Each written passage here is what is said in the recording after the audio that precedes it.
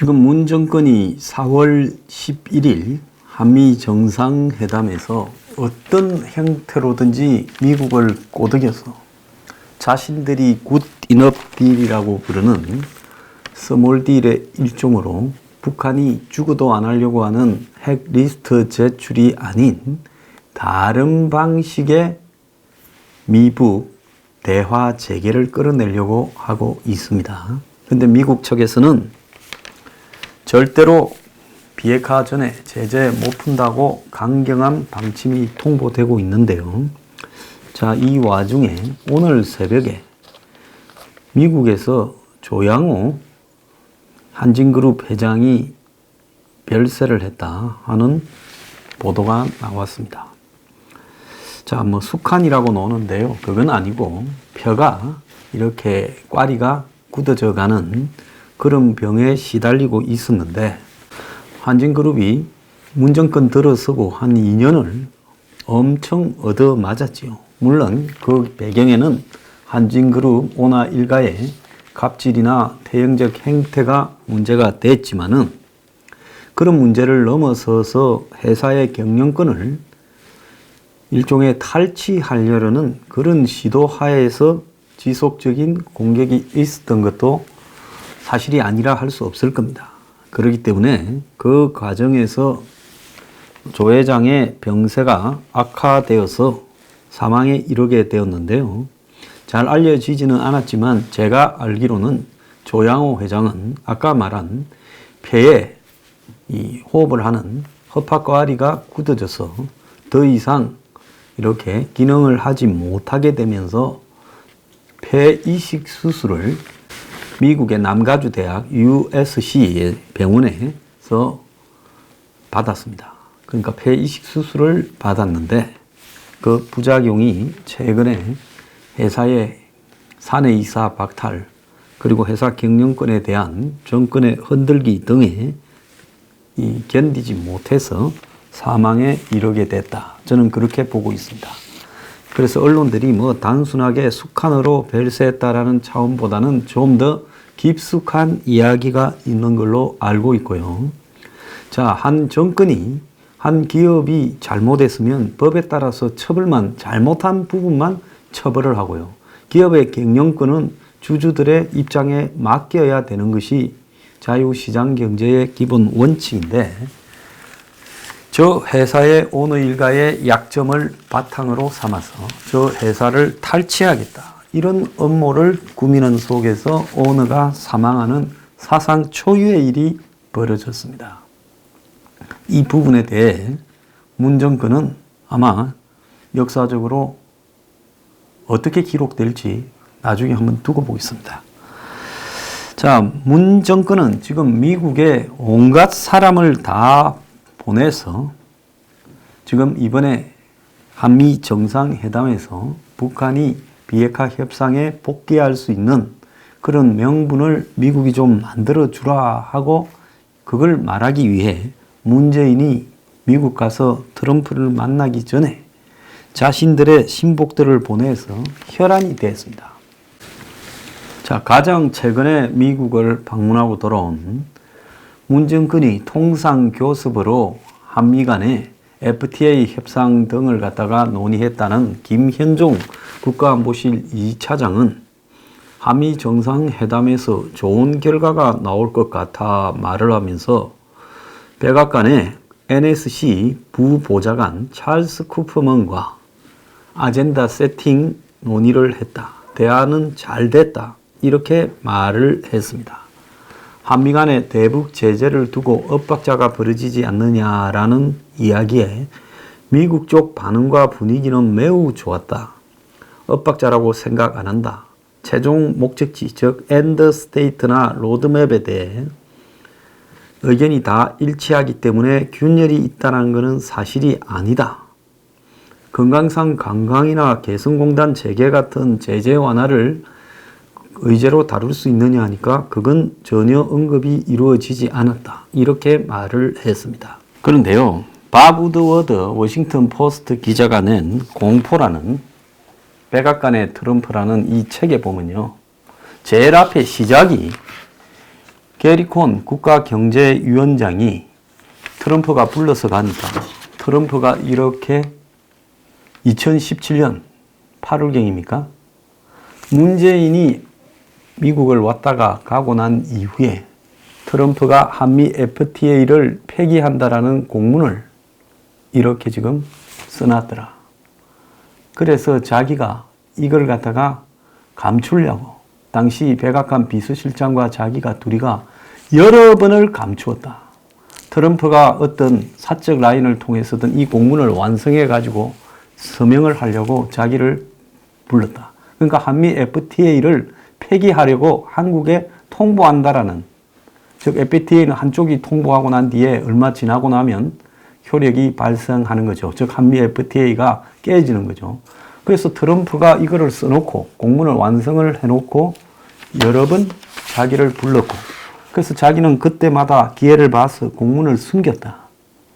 그래서 공문을 감추어서 그런 부분이 결국은 결렬되지 않고 나중에 협상을 통해서 정리가 됐다라는 그런 게리 콘 국가경제위원장의 이야기가 나옵니다.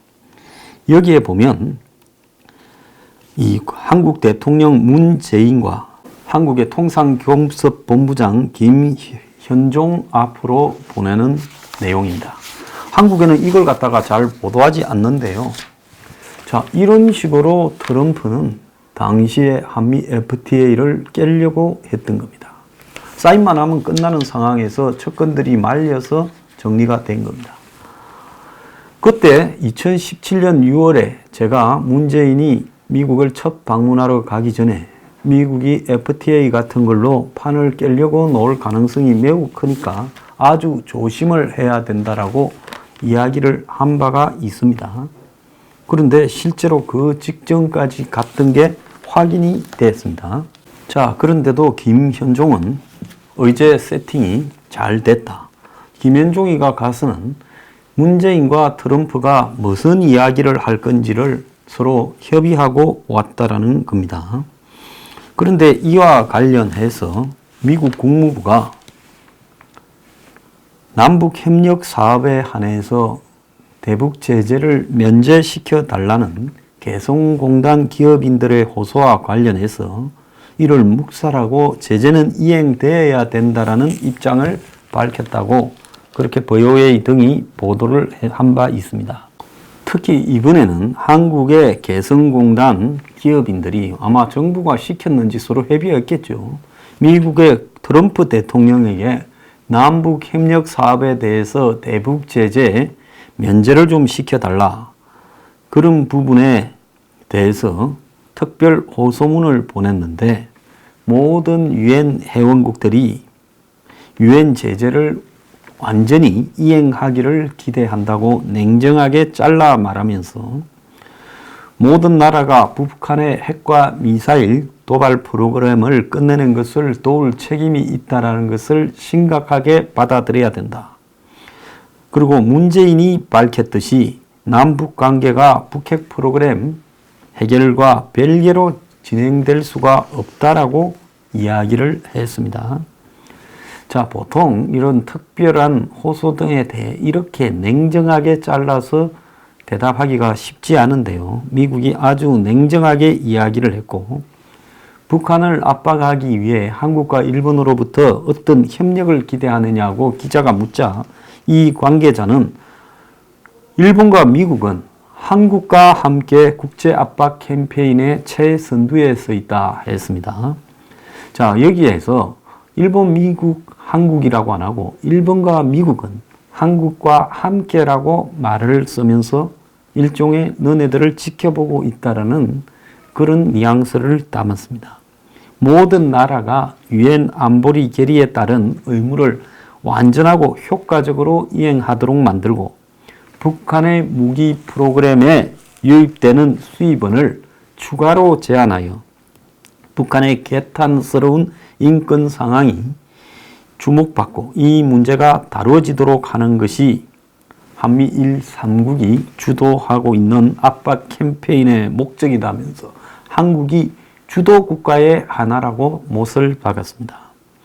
개성공단 기업협회는 자, 이 개성공단 폐쇄로 남북 주민 20만 명의 생계가 위태롭다며 개성공단에 대한 제재를 풀어달라고 호소하고 주한미 대사관에 공문을 전달한 바가 있습니다.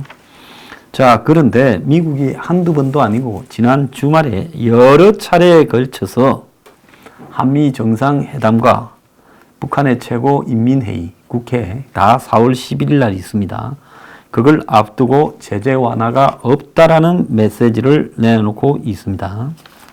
자, 한국 정부가 북한 입장을 수용한 조기 수학론을 띄우는데 불편함을 미국이 표현하고 있다는 겁니다. 조기 수학론 같은 소리 하지 마라.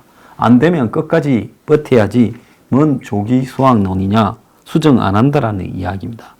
트럼프는 지난 6일 공화당 유대인연합회 연설에서 나는 북한의 김정은과 좋은 관계를 갖고 있다면서 올바른 합의, 라이트 딜이 있어야 한다. 이렇게 말을 하고 북한이 핵을 완전히 포기하는 합의가 있어야 제재 완화 등의 상응 조치를 취할 수 있다. 이렇게 말을 했습니다. 한편 주요 7개국 G7 대체로 미국과 입장을 같이 하는 서방 국가죠. 여기에 외교 장관들도 지난 5, 6일 프랑스 브르타뉴에서 회담을 한 뒤 북한의 완전하고 검증 가능하며 불가역적인 비핵화 목표 CVID를 계속 추구한다고 공동 입장문을 냈습니다. 성명에서는 2차 미북 회담 하노이에서 보여준 비핵화 관련 태세, 미국의 그런 태도를 환영하고 북한이 관련 조치를 취하지 않은 데 대해 유감을 표시한다. 이렇게 말을 했고요. 트럼프는 앞서 이야기한 유대인연합회와의 연설에서 라이트 딜, 올바른 딜을 강조하면서 무슨 일이 일어날지 모르고 무엇인가 할 수 있을지도 모르고 아닐 수도 있다라면서 전략적 모호성을 유지했습니다. 자, 폼페이오는 CBS 방송국에 5일 출연해서 최고인민회의에서 김정은이가 뭘 하는지 그 발언을 주목하겠다. 그러면서 김정은이가 비핵화라는 생각을 공유하길 바라고 그래서 3차 미북 회담이 되기를 바란다. 이렇게 말을 했는데요. 지금 미국 내부에서는 협상 쪽을 이야기한 사람의 입지가 급격히 축소되고 또 미국 의회에서는 완전히 여야를 막론하고 전부 다 북한의 비핵화 의지를 의심하는 기류로 이렇게 움직여가고 있습니다. 참고로요, 이 상원에서 설문조사를 했습니다. 근데 그 결과 상원 의원들 다수가 비핵화 실현 가능성을 회의적으로 전망하고 주로 민주당에서 회의론이 더 강하고 핵 프로그램 축소와 동결을 목표로 이렇게 해야 할 수 있다라는 우려도 나왔습니다. 상원 의원 15명을 설문조사했는데 11명이 북한의 비핵화 가능성이 회의적이다 이렇게 말을 하고 설문조사에 응한 의원은 민주당 6, 공화당 8, 무소속 1명입니다. 민주당과 무소속 의원은 전원이 비핵화 가능성에 대해서 회의적이라고 했고 공화당은 8명 가운데 4명이 회의적이라고 봤고 특히 민주당 의원 3명은 전혀 가능성이 없다라고 이야기를 했습니다. 그래서 상원 외교위원회 민주당 간사인 밥 메넨데스 의원은 김정은은 모든 핵무기를 포기하지 않을 거고 미국의 협상 목표를 완전한 비핵화가 아니라 동결 감축으로 수정해야 할 수도 있다라고 이야기를 했습니다. 그래서 북핵 프로그램을 상당한 수준으로 감축하고 추가적으로 핵무기를 더 만들지 못하는 식으로 동결하는 부분도 고려해야 될 거다라고 이야기를 했는데 이것도 좀 위험한 생각이라고 봅니다. 북한이 비핵화 가능성이 없다고 핵 프로그램 축소 동결을 목표로 하는 미국 입장 전환은 김정은이가 100% 원하는 부분입니다. 그래서 일부 민주당 의원들은 제재 압박만이 북핵 포기 가능성을 높일 거라고 지금 언급하고 있습니다. 자, 최근에 청와대 비서실장 노영민이 트럼프 대통령의 초대 비서실장 라인스 프리버스를 만나가지고 앞으로 한미 정상회담, 대북관계 등의 이야기를 나눴다는데요. 이 프리버스가 이 책에 게리콘 국가경제위원장과 함께 한미 FTA를 폐기하라는 공문을 숨기는데 같이 노력했다라는 사람입니다. 자, 미국은 최고인민회의에서 11일 날 김정은이 네가 북한에 의해서 비핵화에 응하겠다라고 발언을 해라. 그래서 그 발언이 나오면 우리가 네 뜻을 한번 다시 검토해 보겠다.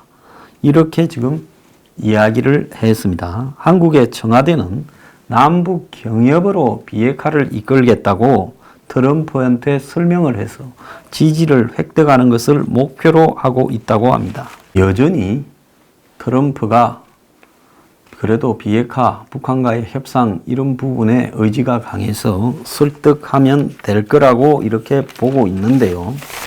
이들이 얼마나 멍청한가 하는 이 사례가 있습니다.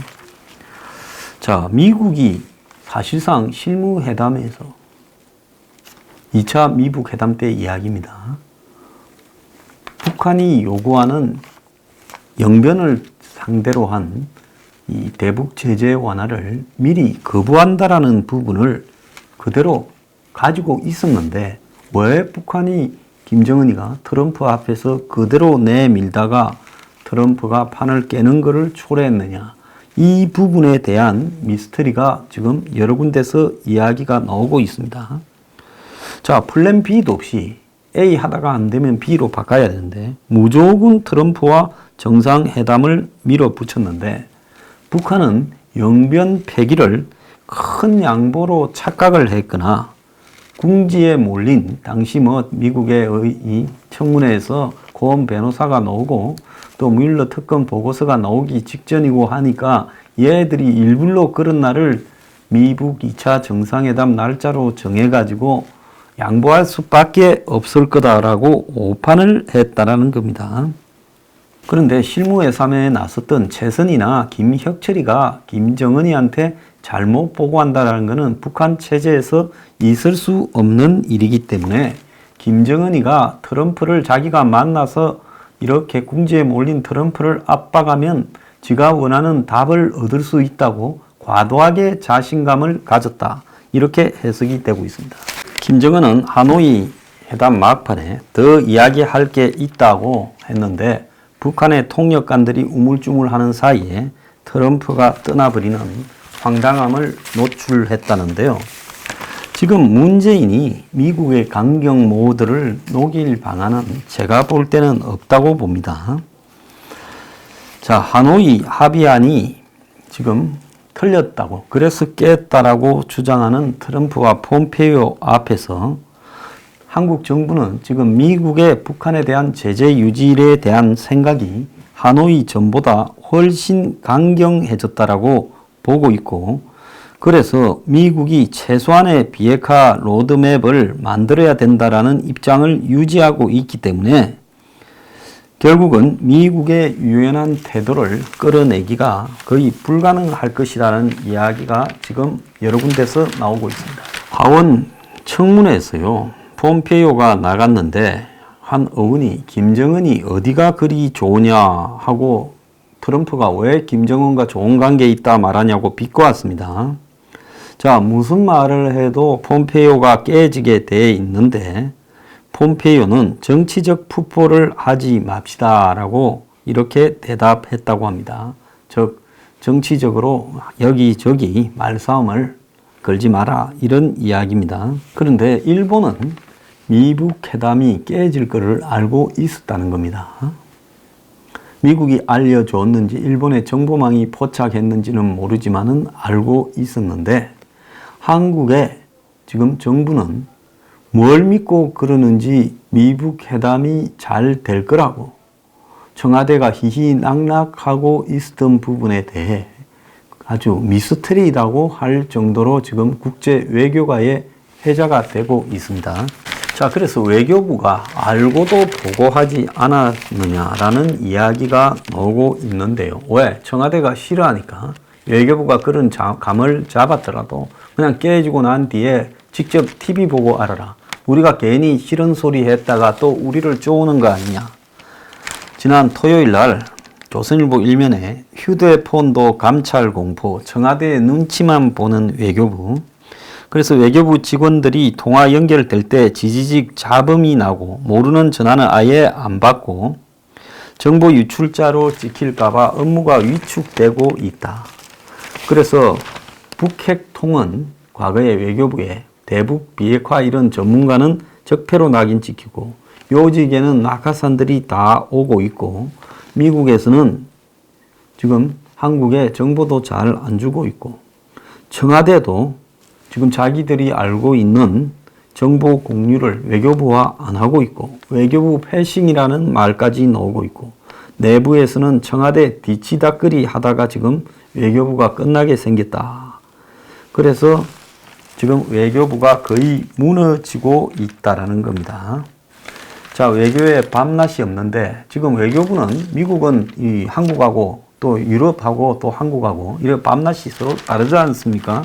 그래서 계속 근무해야 되는데 야간 회의나 보고가 거의 사라지고 워라밸 강조하면서 다 정시에 퇴근하고 이러다 보니까 발틱이 발칸으로 그렇게 바뀌고 또 스페인과 차관 회의를 하면서 이렇게 구겨진 국기를 해서 해당 과장이 보직 해임 조치 당했다라는 이야기까지 나오고 있습니다. 그래도 청와대는 조기 수확론, 얼리 하베스터를 띄우고 있다는 겁니다. 그래서 비핵화 로드맵에 대한 합의를 포괄적으로 하되 북한이 구체적인 조치를 하면 제재 완화 등을 해줄 수 있다라는 내용을 밀어붙여서 지금 한번 이번에 제재 완화를 얻어보자라고 이야기를 하자는 겁니다. 그런데 전문가들은 이 또한 단계적 비핵화라는 말과 똑같은 말장난에 불과하다라고 이야기를 하고 있습니다. 자, 전성훈 전 통일연구원장은 제네바 합의나 9.19 공동성명도 결국 북한의 일부 비핵화 조치에 보상을 약속한 조기 수확론이었다. 결국은 미국이 빅딜을 요구하고 있는데 조기 수확론으로 가게 되면 한미 간의 엇박자가 더 커질 거다. 이렇게 이야기를 하고 있습니다. 자, 지금 외교부는 문을 닫아버렸습니다. 자, 지금 굿이너프 딜로 미국과 회담이 될 거다. 김현종이가 미국과 의제 협상이 세팅이 잘 됐다. 그래서 이번에 회담이 잘 될 거다 하는 것도 그야말로 11일 이후에 내 모가지가 달아나면 그만이고 나는 그때까지는 그렇게 말할 수밖에 없다라는 한마디로 외교 공무원다운 발상을 말했다고 보고 있습니다. 지금 미국의 강경 모드를 한국이 녹일 방안은 없고요. 결국 한국이 트럼프의 개인적인 정치적 입지가 약화된 시점에서 2차 하노이 회담을 엮었고 북한은 그걸 과도하게 믿었고 그래서 플랜 B가 없이 영변 하나로 밀어붙이다가 깨졌는데 이 모든 것은 한국의 판단 착오로 북한이 당해버린 격이 된 겁니다. 그렇기 때문에 지금 문재인이 트럼프를 만나서 해결될 일은 없다고 저는 보고 있습니다.